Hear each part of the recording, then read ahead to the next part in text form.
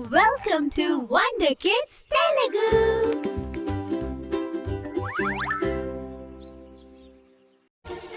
ఒక పెద్ద పచ్చని అడవిలో చిట్టి చిట్టి జంతువులు ఆనందంగా ఉండేవి. ఆ అడవిలో ఒక చిన్న చురుకైన స్క్విరల్ ఉండేవి. ఒకరోజు ఆ స్క్విరల్ కింద పడిన పెద్ద ఆకురోటను చూసింది.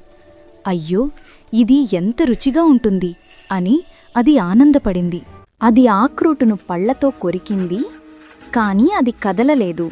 స్క్విరిల్ విసిగిపోయింది, కాని ఆగలేదు. ఇంకోసారి అది ఆక్రోటును నేలమీద రోల్ చేస్తూ తెరవడానికి ప్రయత్నించింది, కాని ఇంకా తెరుచుకోలేదు. అప్పుడు అది ఒక పెద్ద మృదువైన రాయిని చూసింది. అహా, నేను దీనిమీద కొడితే తెరుచుకుంటుంది అని అది తెలివిగా ఆలోచించింది. ఆక్రోటును రాయిమీద పెట్టి నెమ్మదిగా కొట్టింది. ఆక్రోటు తెరచుకుంది. స్క్విరల్ సంతోషంతో కళ్లలో మెరుపులుచ్చాయి. అదే సమయంలో ఒక చిన్న బేబీ పక్షి ఆకలితో కూర్చుని ఉంది.